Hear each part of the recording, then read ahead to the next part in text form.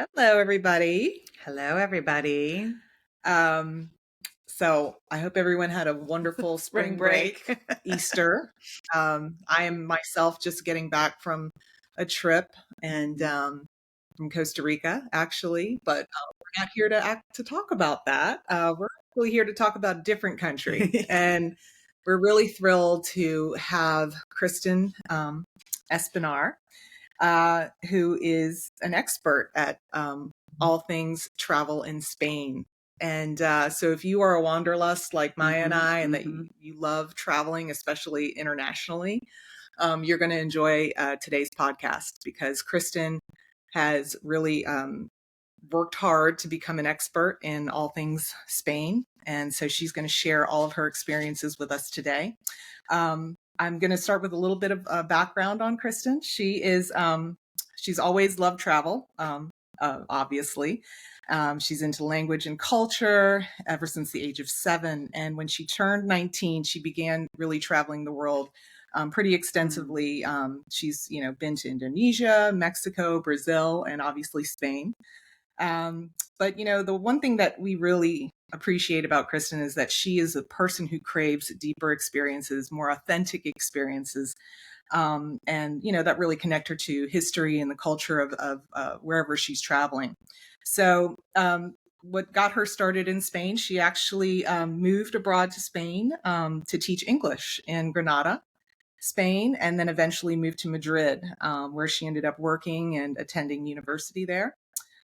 She met her future husband there, and that is where she really learned to travel authentically in Spain, as she says.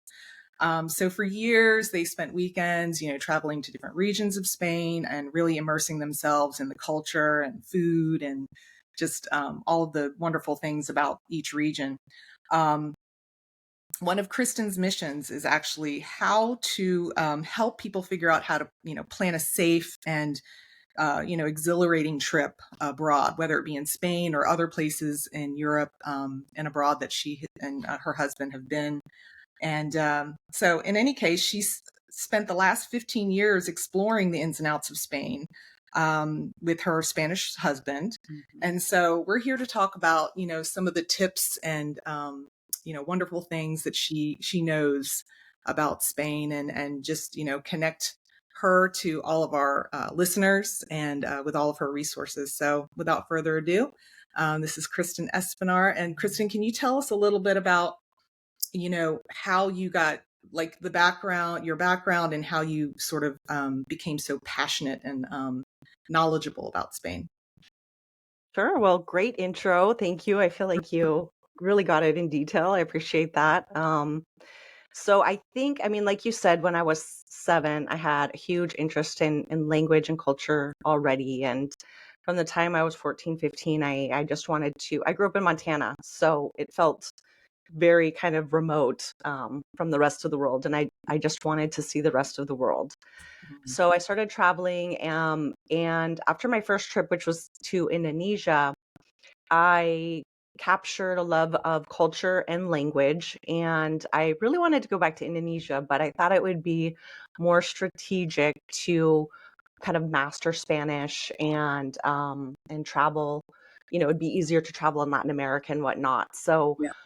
about the same time when I was 19, I set it as a life goal. Like, okay, I'm going to learn Spanish.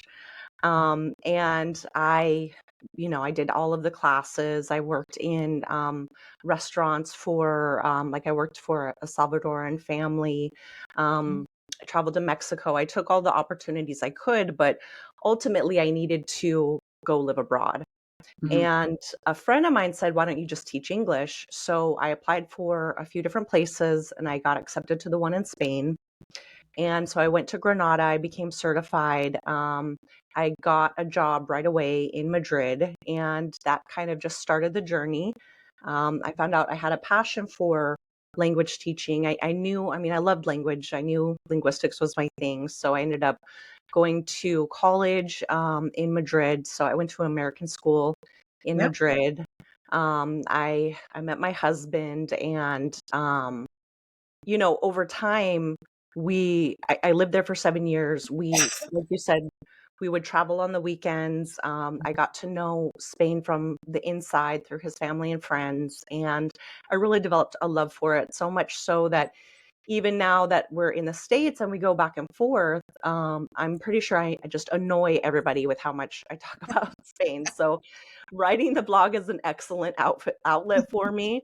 And I Yeah. also learn new things as I go too. And it just makes me think like, we need to move back to Spain right now. So So cool. I read on your new site, which is beautiful, and again, we'll share it on our blog and when we do our podcast post. But that you have traveled to over 20 countries, right? Correct. But there was yeah. something about Spain that just spoke to your heart and soul. And can you just talk a little bit more about that? Like, what is it about Spain that sort of has that pull for you that not maybe another country doesn't have? I mean, I think automatically there's the language, connection for me as well. But also I felt right at home right away in Spain. I've traveled all over the world, but that felt like a place where I could really just be myself, which at that time was like a 26-year-old young single woman. And I felt comfortable and safe and free. And I think that is one of the things that is amazing about Spain is that it's a super modern country. It's very safe. And it's a very social country. So people are just out in the streets enjoying life. People are like you'll walk down the street and you'll see like they have something called terrazas, which is just kind of like terraces outside of bars, and people are just hanging out.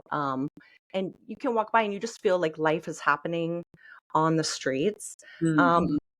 Also, friends are, it's such a strong social connection. And I think that that's a huge component of mental health. Okay. Yeah. That we're just starting to kind of explore really in the US, like with all the remote work and everything, we're really realizing the importance of mental health and social connection. And it's just a very social country. It's also so diverse. Everywhere you go it's almost like a mini country. There's Roman ruins. So like you go and you see the Roman history everywhere, which right there is amazing. But for example, if you go to Andalusia, they have a lot of Moorish history as well. And that's reflected in the culture, in the architecture. And it just has a different feel. It feels like very magical when you kind of go walk through those streets or explore places like the Alhambra. Catalonia, it has its own culture. It's got a beautiful Mediterranean coast. And I think you were talking a little bit before about that with in our last conversation about going to Mallorca. And it has these kind of old medieval stone villages that kind of remind me of France, which if you look at the map, it's like it's going in that direction. So you can also see like history in the land and the evolution. So and of course, the food is just amazing, the food culture. So you see all of those things. And after living there for so long, I really miss it. I'll scroll on IG and I'm just like, why am I not living there? But I think it's a combination of all of those things. It's a magical place. Well, you mentioned the social culture, which I think I'm hoping that the U.S. is moving in that direction more, because I feel like we're still stuck in this sort of like feeling of it's isolation. work. Well, and just not we have our priorities wrong in this country. I've Yes. always and there's just not as many gatherings as there used to be. I would say people aren't going out as much. So I hope that we get back to that place eventually. But do you think that so does Spain have like a motto, like a saying there that they use? I'm just curious what they stand for. Yeah. Kind of. Yeah, I mean, I don't know if they have a motto, but like just thinking about like the social connections, you can see it's built into the culture. So, for example, everything's walkable. They have pedestrianized certain areas. A lot of the main city centers are now pedestrianized, which makes it easier to go out and walk around. The transportation system is amazing. So people aren't like in their car driving from one spot to another and then getting in their car and going home. They're out and they're walking around and they're connecting with people and they're enjoying life. And it's like you can kind of get into so much, I don't want to say trouble, more like exploration Yeah. as you just get out and walk around and find new things. And I think that really contributes to it. And they have other things like in they have a lot of long weekends. They call them puentes, where you have like an extra Friday off or a Monday off. It feels like they have one once a month, um, because each region has their own holidays in addition to like the country's holidays. So like in Madrid, there's 2 in December plus Christmas. Mhm. So you feel like you get more time off to enjoy with your friends, um, travel. And even in the summer, they have something called the like Jornada del Verano, which is like the summer schedule kind of, where you can go to work and you can opt to go in early and leave early. So you can work from 8 till 3, and then you get off and you enjoy more of the summer. So they have a lot of things just integrated into lifestyle, which makes you able to enjoy that leisure time Yeah. better, I guess. And Yeah, I think all that contributes to it. I love that. I love that Yeah. balance Yeah. that they promote. Speaking of balance, I think that they have don't doesn't the country still take siestas in the afternoon and they don't eat until much later? Isn't that a tradition there or way of Yeah. life? Sort of. I mean, for example, my husband works in marketing. Um, don't get me wrong, they work pretty hard. They work pretty crazy. They'll work till 10 p.m. So my husband's not getting a siesta.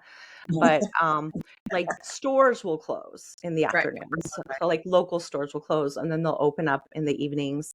And they do have dinner. They tend to have dinner at 9 or 10 p.m. at night. So when we lived there, my husband and I, we both worked till 10, 9, 10.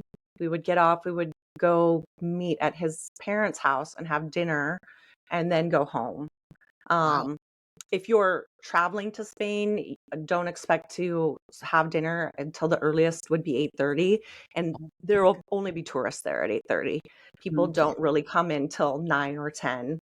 And then dinner ends around 11 or 12, and it's totally normal to have kids up at midnight, even though it seems crazy to Americans and even to myself. I'm just like, I've got 2 kids. I don't see how that would work, but um, and kids are also like very welcome everywhere. They have Not, a lot of, sorry, go ahead.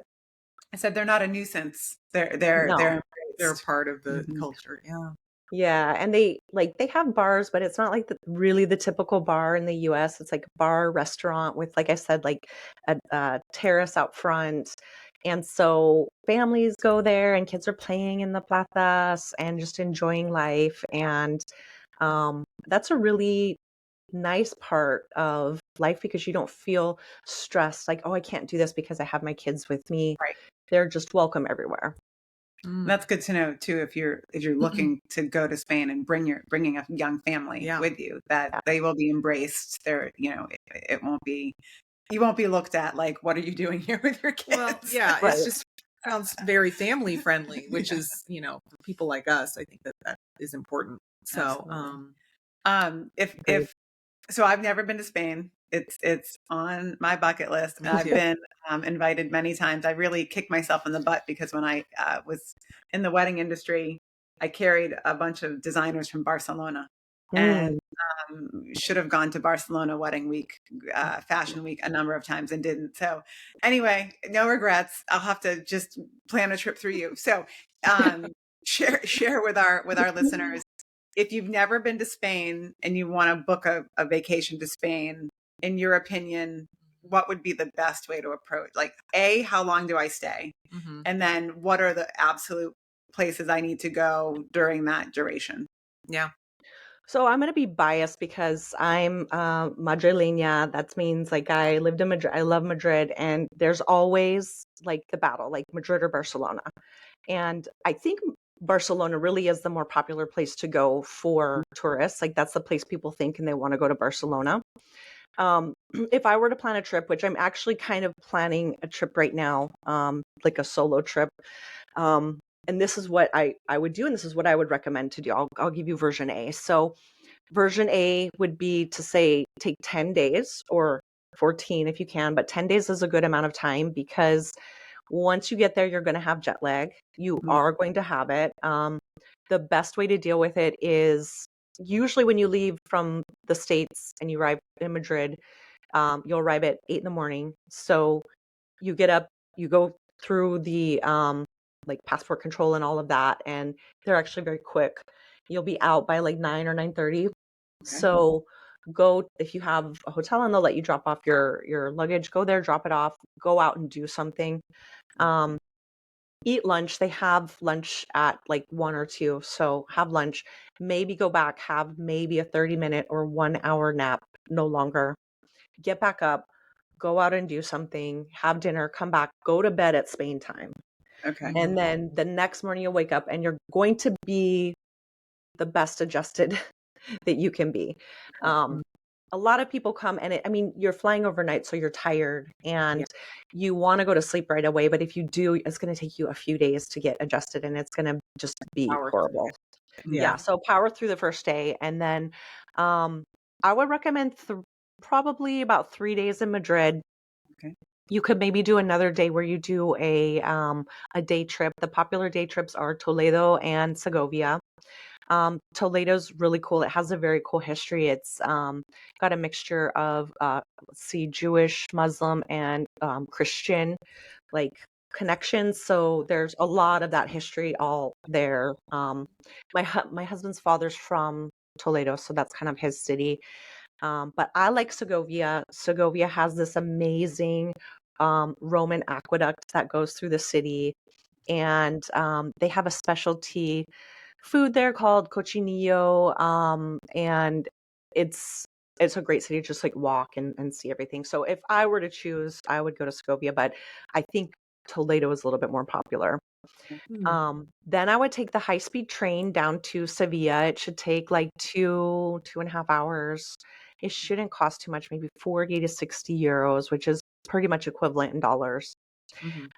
Spend a couple days in Sevilla. There's a lot to see there.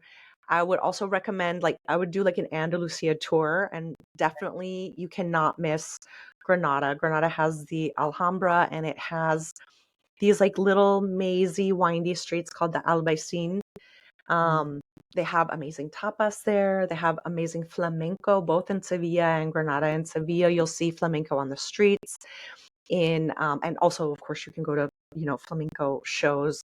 In Granada, they have these, they're called cuevas. They're little like caves where they have flamenco. So it feels more authentic than like in Madrid, where it might just be on a stage.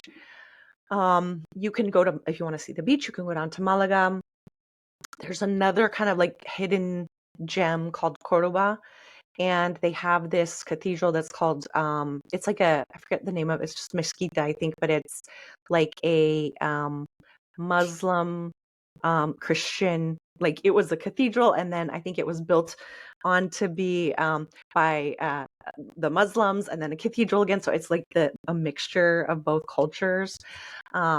So it's very, very beautiful, and I would say like do that little tour and then go back to Madrid. So Sevilla on the coast, you said when you take the high-speed train, where going in respect to Madrid? You're going south. So Andalusia is south. You could also add on and do a day trip to Morocco, which a lot of people like to do. Wow. I've done it a couple times, and you can just kind of like go right over real quick. And Gibraltar's also there. I think you can kind of skip Gibraltar unless you just want to like tick it off. Yeah. A lot of people like the Costa del Sol, which is in the south. It's the Malaga. There's Marbella there. Marbella is kind of like, it's like, I guess, kind of like the Miami of Spain. So most people skip Marbella. I would recommend Malaga or Cadiz, which is right at the very tip, I think, crossing over to Morocco. So that would be one itinerary. That would be like my ideal itinerary. But a lot of people instead will say, okay, I'm going to arrive in Madrid. They might do a couple days in Madrid and maybe a day trip. And then you can also take a high-speed train over to Barcelona. Do you know where Barcelona is? on, it's on the for Mediterranean coast, gotcha. Okay. a little bit up. That's right. Yeah. So and then I would kind of do the same thing there, where you spend a couple days in Barcelona and then do a day trip. And they have a lot of day trips. Like I think I would probably choose to go to Girona, which is this old medieval town. It's like that very kind of fairy tale stone type town. And it has like the Game of Thrones was filmed there. So yeah, it's pretty cool. And they have some other ones too. I think Sitges is one, and also there's like this mountain thing that you can go visit called Montserrat. That's probably the most popular one, and it's like a half a day trip there. You could, like you said, if you want to take a little further, you could take a flight over to Mallorca or Ibiza if you're really into like more of the party scene. Or you could go down to Valencia, and Valencia is a nice, smaller size city right on the Mediterranean. And I think you would get like a really nice sense of Spain there as well, because it's a city, but it's a little bit smaller. And that's south So of yeah, it's is south of Barcelona. Yep. Okay. So you would say Madrid and then go to Andalusia as your first option. That's mine. Yeah. Yeah. And break up Madrid as well as Andalusia within a 10-day span. Yeah, I think either one of those you could do in about 10 days. Of course, you could expand it to 14. We last summer we went for 3 weeks, and actually that felt kind of a lot. I mean, maybe it's because we were living with the in-laws, but I was kind of like, okay, yeah, I'm ready to go home after about 3 weeks. So, yeah, 10 to 14 days is a good period of time for a trip. Nice. And what's the most popular mode of transportation? Like if I go, do I have to rent a car, or can I get to all of these destinations by train, by bus? Like how do you navigate the transportation system there? I wouldn't really rent a car. You're going to have problems with the car because the streets are old, they're medieval, they're small. You would have to get a really tiny car.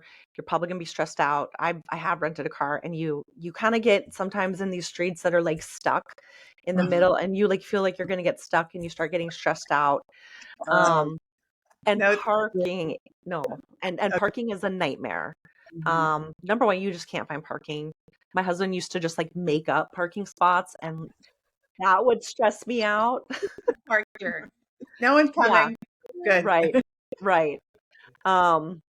And also in bigger cities, you have to remember that they have a lot of rules about which cars can circulate through the center. You have to have certain permissions, so it's very easy to get tickets and tolls. So I would say just no, don't do that unless you feel like maybe like if you're going to do the whole coast, that might be okay. When you're in Madrid and Barcelona, you're going to want to use in Madrid for sure. You're going to want to use the metro system. It's amazing. It goes all over the city. You can get anywhere you want in 30 minutes. It's easy to navigate.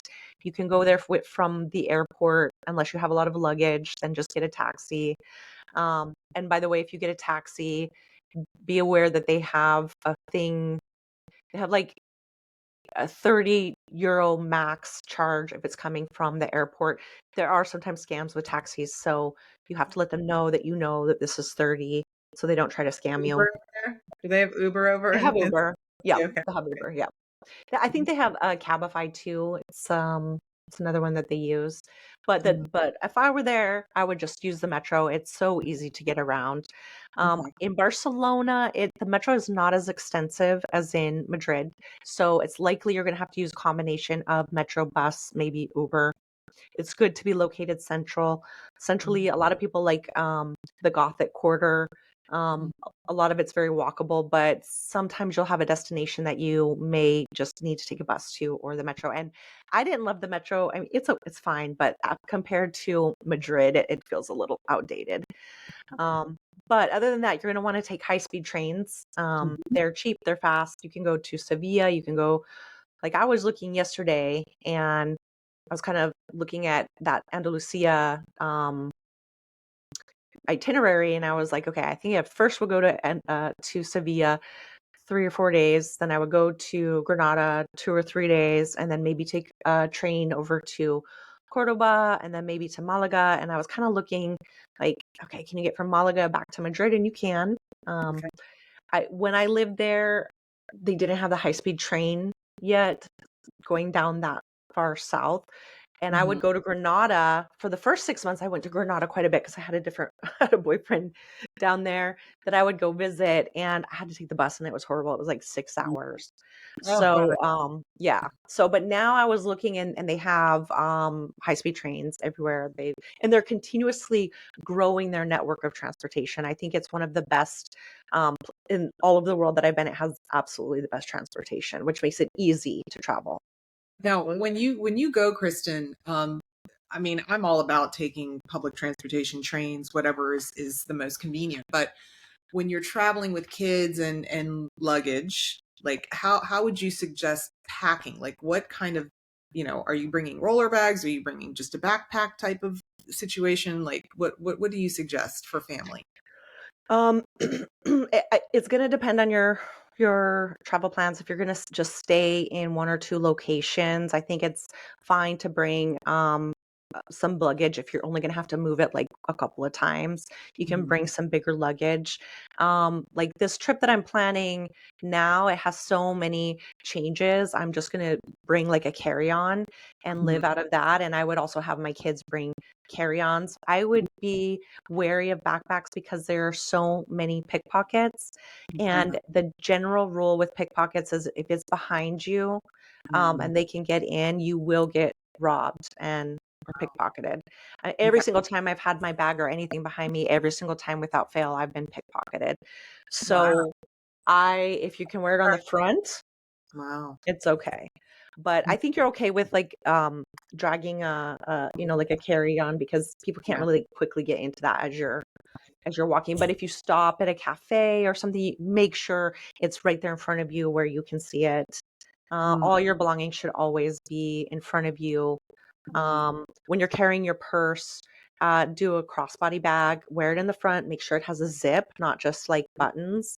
And when I walk with it, I do grab it shut and carry it in front of me.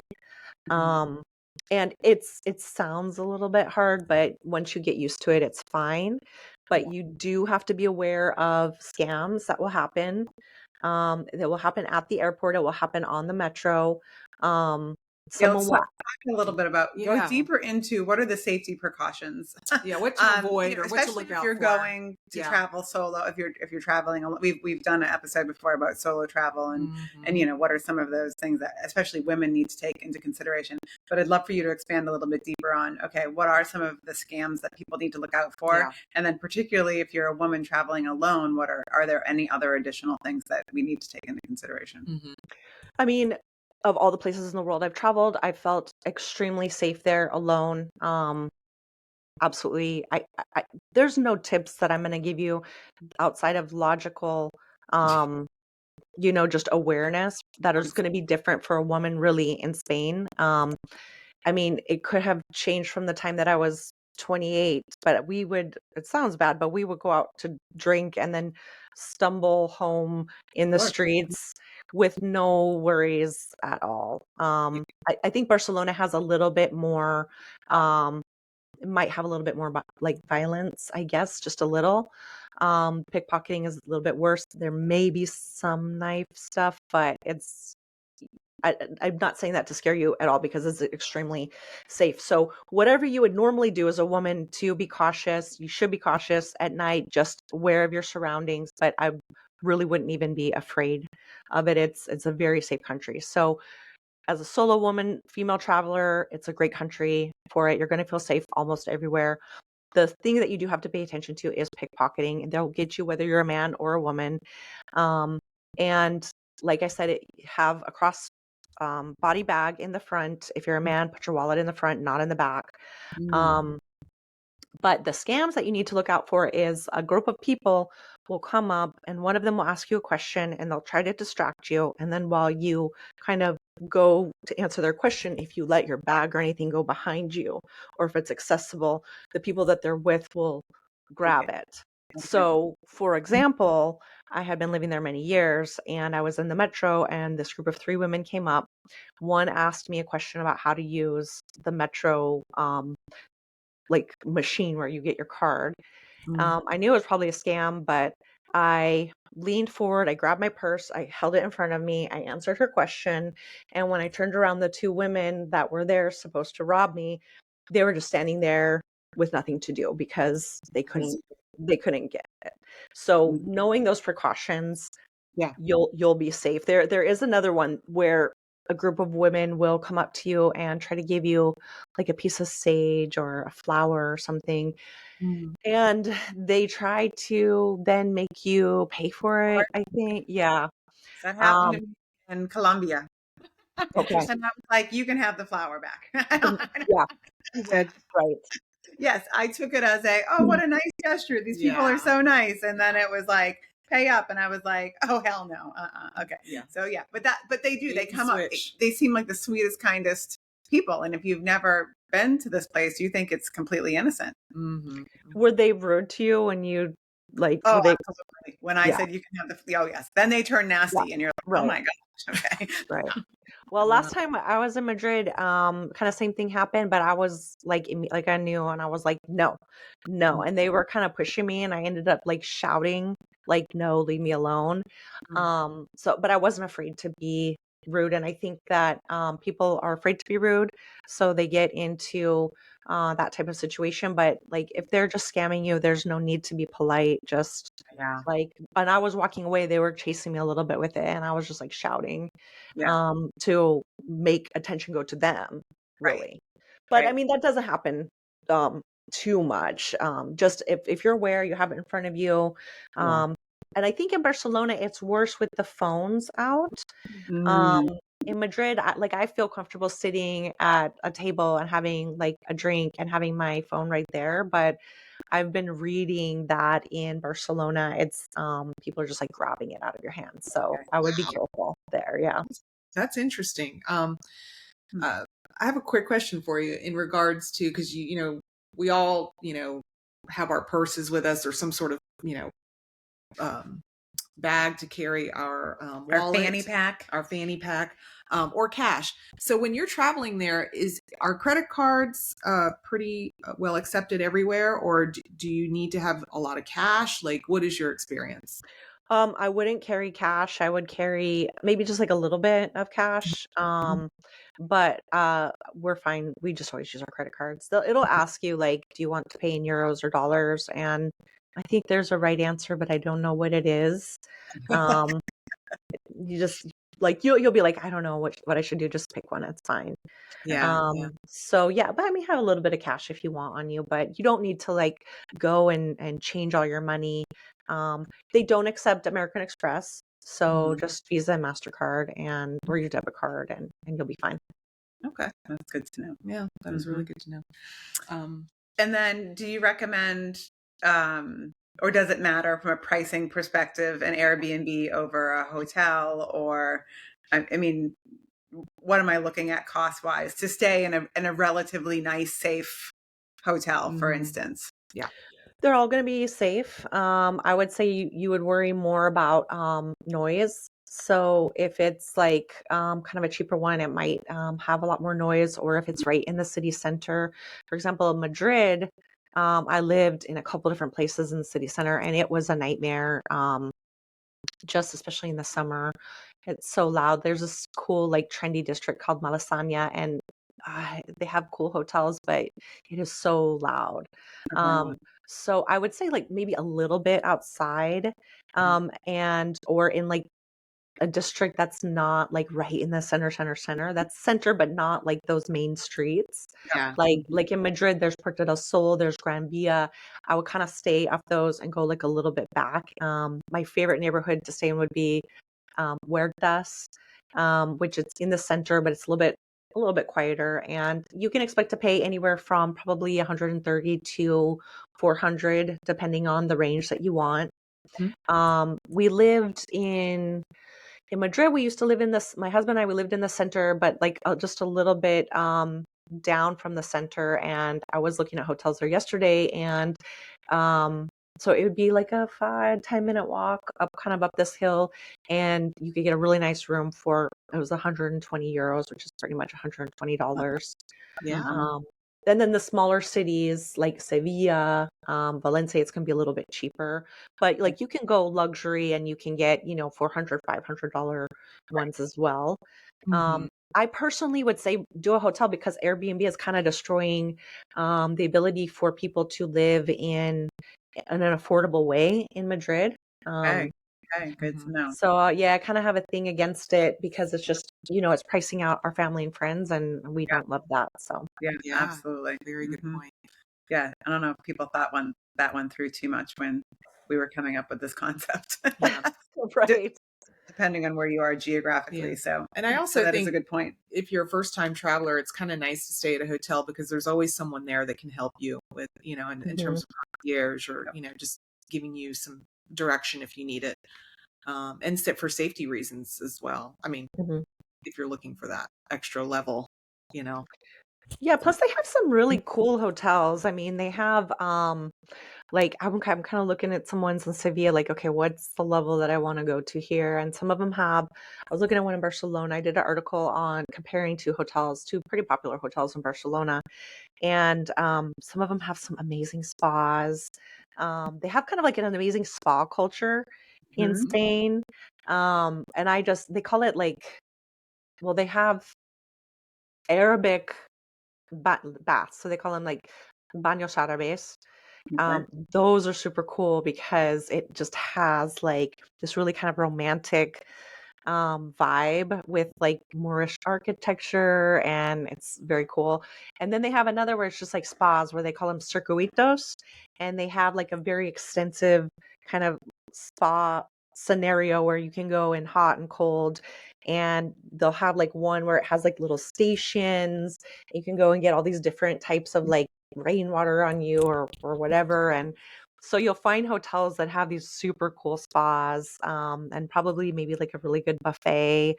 So I really like staying in the hotels. I feel like Right. they each kind of have a unique character if you go beyond the standard. And I think I have mentioned too in our previous discussions about the parador system. In Spanish is called paradores, where they renovate these old monasteries and castles, and they turn them into hotels. Yes. They're not that expensive, really, 120, 130. You can actually stay in the Alhambra, and that one's more, maybe like 350 or something. But it's just such a great experience, and it feels super luxurious. Mm. And usually, there's some history involved and a lot of cool things to see in those areas. So if you have some extra time, I recommend, you know, traveling outside of the city to find one of those. Santiago de Compostela has a really nice one. Like I said, Granada has a nice one. But many of them are a little bit outside of the main cities. So it's a great way to see more of Spain as well. Okay. That's cool. What are some of your favorite attractions? So, like if I'm, I'm going on this 10-day trip, I'm Mhm. going to hit 3 to 4 different cities Mhm. in Spain. Are there any particular must-sees that I need to make sure I don't miss while I'm there? I mean, each city definitely has like their list of must-see things. Like in Madrid, there's the Royal Palace. There is like I think you need to go in the city center and just walk around, Okay. because there's like a lot of little bars you can stop at and get some food.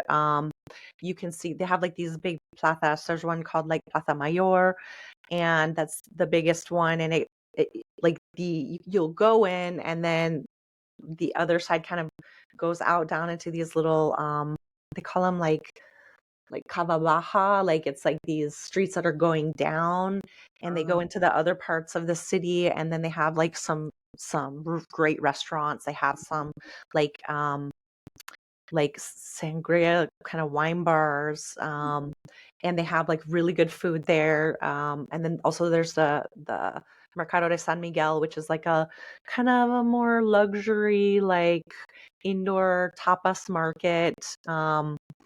It's actually super busy right now, but people love to go there. So I would say the center, there's another place called San Gines, which is like you can get chocolate and churros. It's like a Mm. pretty standard like must stop Okay. spot. So you can walk, like I said, it's all very walkable. There's the museums, of course, in Madrid, like El Prado or the Thyssen, the Reina Sofia. So it depends. Like if you're a museum person, you got to go there and see those. And it's also very walkable. I like Madrid Rio, especially if you have families. We used to live near the river. It's Rio is river, so they have built it up with more activities that you can do. And there's a big park there. There's a zoo right there. You can go swimming. They have the teleférico. It's like a cable car system. So Oh yeah. Okay. Ooh. there's something else too. I haven't been to it yet. It's called the Matadero, and it's like the old Matadero is like to kill. So it's like the old I think like butcher place. And apparently I think they're doing like art exhibits and like tapas and food there too. So there's a lot of cool stuff. If you're there on a Sunday, there's something called El Rastro, which is like an outdoor flea market, which is pretty popular. So in like every city is going to have those. Like in Barcelona, it's going to be like La Sagrada Familia. It's going to have Montserrat, Parque Güell. So like Gaudi has all those his art all over. In Sevilla, it's going to be the Spanish Steps. You're going to Yeah. want to go to flamenco. In Valencia, they have the City of Arts and Sciences, which has like all these different exhibits. There's like an aquarium, an oceanic place. Plus, it has the beach. Barcelona also has the beach. So every place has its like top 5 things that you can do. I think it's pretty easy to find those things. But I also recommend, I see a lot of tourists just jam packing their schedule. Mhm. And I feel like you have to give yourself some time to sit and enjoy and wander a little bit and catch the vibe, eat something, maybe check out like some top 10 tapas places you want to hit and put them on the schedule and kind of go look for those and take your time to eat, have a drink, enjoy the lifestyle, and don't eat in any place that has an English menu. If the menu's in English, you're in the wrong place. It's not going to be good. It's going to be overpriced. Yeah, Um, That's a great point. that it's is. it's like the rule.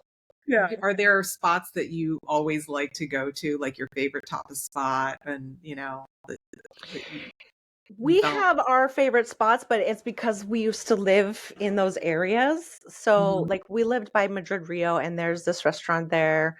I don't even know the name of it off the top of my head.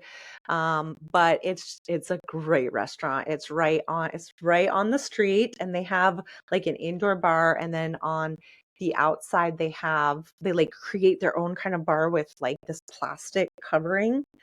And you can stay out there in the winter. They'll put some heat, and this is pretty common in the summer. They'll make it cool. Mhm. And it's excellent food. Mhm. It's nothing special. Like you would probably just walk past it and think it's any other restaurant, but we love it because the quality is very good. Yeah. We look for some Cordero places, which is like goat.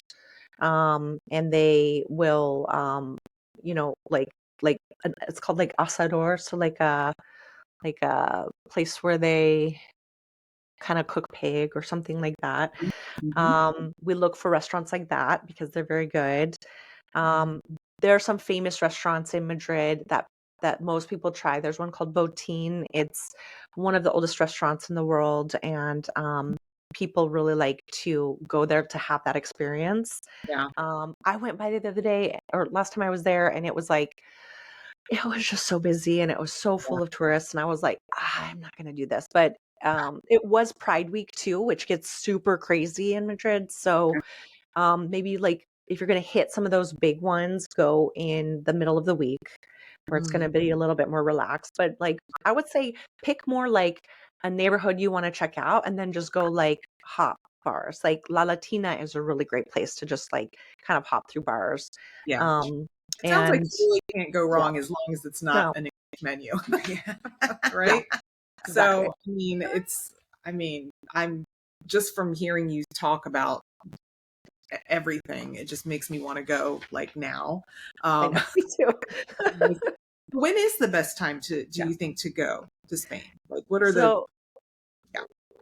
yeah, I would go, like, if I had my perfect trip to Spain, it would probably be June, the month of June, because the weather is just beautiful. It's really warm, but it's not too hot yet. Um, you can just go outside and enjoy everything. It's so sunny. You're gonna get like great pictures. You're just gonna have a great time. You're not gonna feel overwhelmed.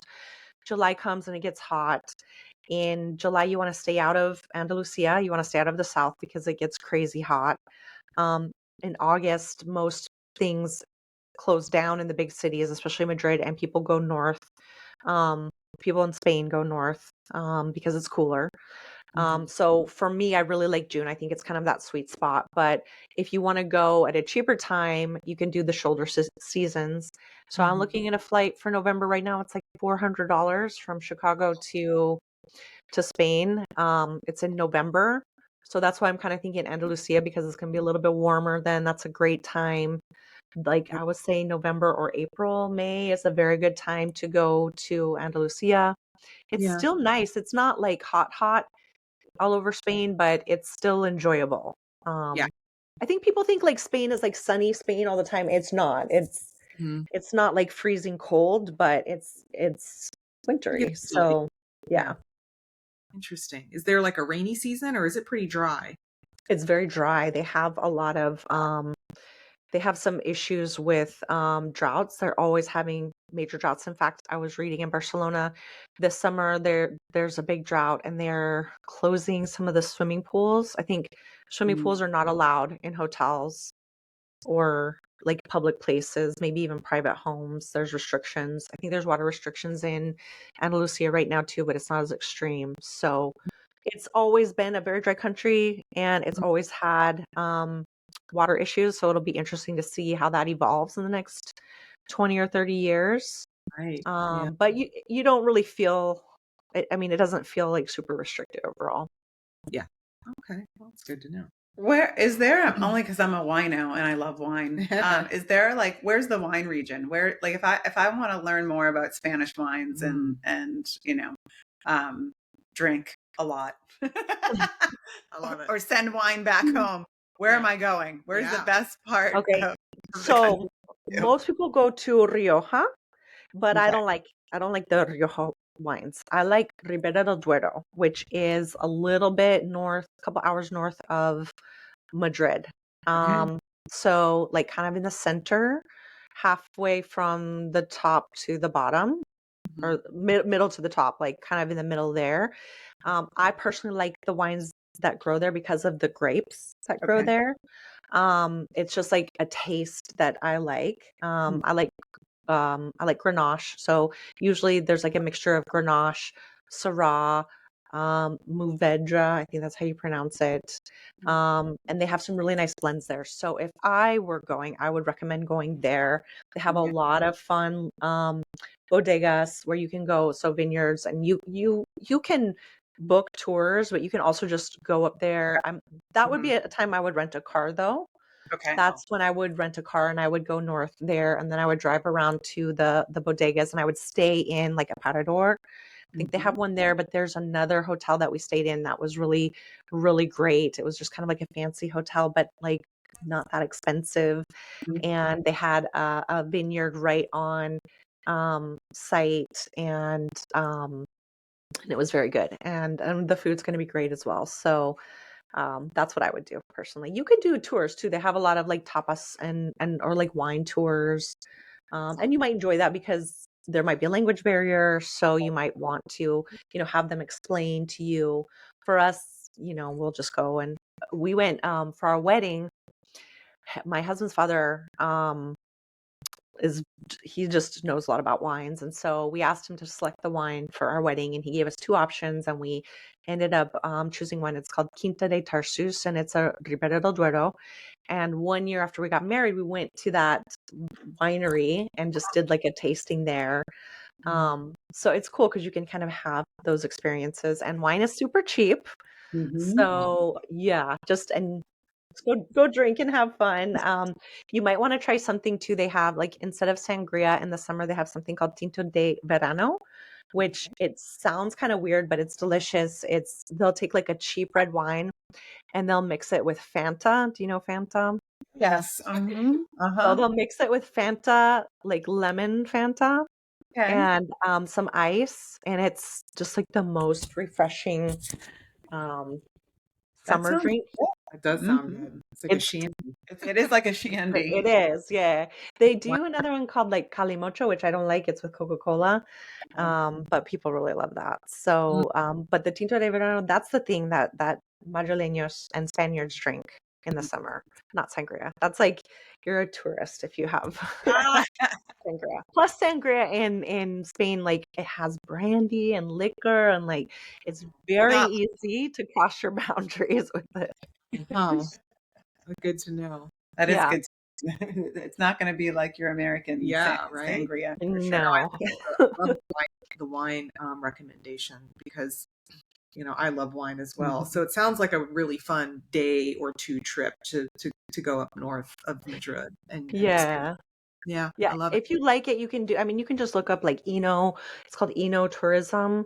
Mhm. And they definitely have like their key times. We went at Christmas and it was empty. And it was really nice because we could just kind of go and do what we wanted. But yeah, Mhm. that's definitely an option. And if I were living there now, I think I would be doing more of that as well, just to learn about it. Because they drink so much wine, it's everywhere that you start to be like, oh, what's this? This I like the way this one tastes, and you kind of just start to learn about it as you go. So yeah. And what about the cuisine? Like, does every region have a different like something that they're known for? I mean, Mm. you've said tapas a lot, so I'm assuming tapas is sort of like, to be expected wherever you Universal go, everywhere. universal. Yeah. But I would assume the food scene is pretty extraordinary. Mhm. But do different regions offer something different? Like, what can I expect if I'm a foodie?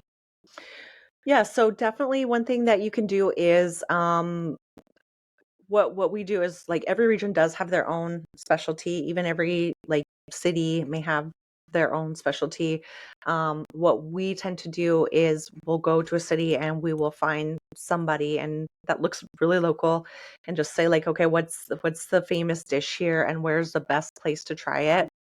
And then Mhm. we'll go there. And that's how we have the best experiences. But for example, paella is from Valencia. So you're going to want to go to Valencia, you're going to want to have paella there.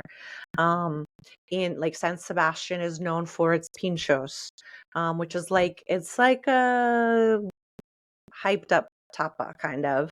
Um, and Madrid has its own dishes as well. Like it has some that's called like cocido madrileño, which is it's like a stew. I don't love it, but um they people in Madrid eat a lot of seafood.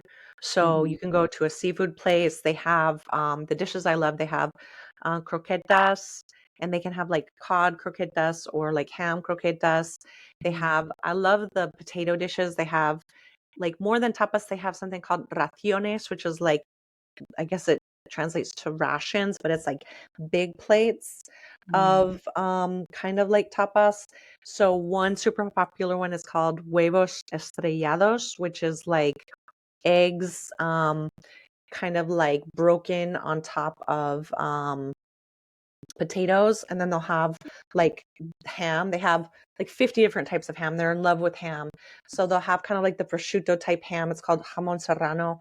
They'll have that on there with eggs and potatoes. And then they have this green,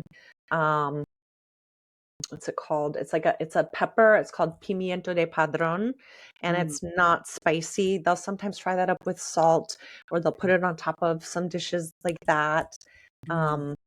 So any like ham, egg, potato dish is going to be very good. But they also, like I said, they love the seafood. So they have like boquerones, which is like sardines everywhere, and they're very good. It's not like in the US, it's like excellent. They Yeah. love octopus. That's a great dish. Calamaris. There's one place right outside of Plaza Mayor. It's like a little calamari sandwich stand called they're called sandwiches are like bocadillo, that sandwich de calamares. So you want to get like bocadillos de calamares. And the stand, I think it's called like something Campana. It's right outside Plaza Mayor, and that's like one of the most popular ones in the whole city. So they go like check out the different dishes that they have. They have morcilla, which is blood sausage. Try all of those dishes on the menu because they're all going to be unique. They're going to be good. Don't be afraid of something new because there's going to be new versions of seafood and new ways of eating it there, but it's excellent. That sounds great. I'm ready to pack my bag. I know. Yeah. Now, do they have like breakfast, lunch, and dinner? Is it, like what do you have for breakfast there? Like what's a typical Not too much, maybe like a croissant. Yeah. I would have a croissant warmed up with some jam and butter and a coffee. For some reason, I don't know if it's my husband's family, but they have like a cookie for breakfast and a coffee. A cookie? Yeah. That's fun. Like a scone, And like, right? yeah, it We don't results call in my scones. Yeah. like Basically. my husband tries to give our kids cookies but it's like cookies in the US are so much sweeter. I'm like, you Yes. can't get a cookie here. But like breakfast is super light, and then lunch is the biggest meal of the day, really, and it's around 2 o'clock. One thing you should try if you're there during the week is something called Menu del Dia. Most restaurants will offer it, and they have first plate, second plate. So you go and you order. There'll be like a list of 3 things for the first plate. Then you pick one, and the same for the second plate. You'll get a dessert. I don't think you can choose that. I think it just comes with it. You get a glass of wine. You get some water, and you get like a little bit of a little baguette, some bread as well. And it's going to be like 10 euros, 15 euros, 12 euros. So it's a great meal. It's usually healthy too. Like you might get like a tomato soup. Gazpacho, that's another dish you want to try. It might be like a piece of meat or fish with some vegetables. So like you can go out and eat and it's relatively healthy. It's not like in the US where you feel like just everything you're eating is junk food and kind of making you sick. It's very healthy as well. Yeah, it sounds healthy, very fresh, clean. Yeah, I love that. Yeah. Yes. Sounds like my kind of place too. And it sounds affordable, which is even better, right? Like, I mean, It is. after you spend all that money on airfare and hotel, I mean, it's just nice to know that everything's relatively affordable once you get there. It is. I mean, when we were in Ribera del Duero and we were like at that super nice hotel, we went to their restaurant, and I would say it was a nice restaurant, and we had, I think our meal was 40 euros, including a bottle of wine. Wow. Yeah. Wow. So You can't. That's unheard of. Yeah. Even here in the you could go to dinner today, and the crappiest bottle of wine is going to be $20. The absolute crappiest bottle of wine is going to be $20. So that's pretty amazing. And you're getting better. I mean, listen, you're getting better food. Yeah. You're just Wow. Yes. So exciting. Well, I can't believe we're up on an hour here. Yeah. So easy to talk about Spain. Oh, I know. Is there anything else before we wrap up that you think, a couple things that might surprise people about Spain, or a nugget, like just something about Spain that most people you think wouldn't know about? Yeah. I mean, I think we covered a lot of the things that I would say are really important to think about. Like, it's good to know about the Menu del Dia. It's good to know about the Tinto de Verano. It's good to know about the Parador system. I would say it's good to pay attention to the fact that each region, not each, but many of the regions have their own language. And I think it pays off to try to use some of even just please, hello, and thank you in that language. You don't have to. Like, you can go to Barcelona, you can speak English, you can try to speak Spanish, but if you use a little bit of Catalan, I think it's going to go a long way just in friendliness, making connections with people, maybe having them help you, give you some different tips, and just a level of respect. So like Catalonia has their own language. País Vasco, so that's the Basque country. They have their own Galicia. It has its own language. So just being aware of that and trying to use a couple of words is going to help you make those connections. And I think it's going to help just enhance your trip a little bit especially if you're looking to make any type of connection with the locals. Yeah, absolutely. Great advice. It's really good advice. Well, Kristin, thank you so Thank much. you so much. And for, our listeners, if you want to learn more about Spain, you want to plan a trip to Spain and you need some guidance, Kristin is your woman, and her website is mustseespain.com, which, by the way, love it. I know you mentioned that was your, and the site is gorgeous, and she has a blog on there. But before we fully wrap it up, you do help people create itineraries, correct? If they're planning their trips to Spain. Yeah, if anybody wants some help, I can help them do that. I mostly run my blog right now, and so one thing that really helps me is if people have questions, they shoot me those questions, and then I can turn those into blog posts. Great. Because that makes me understand what they're really asking. And I do have like a digital travel planner that you can download as well. Oh, great.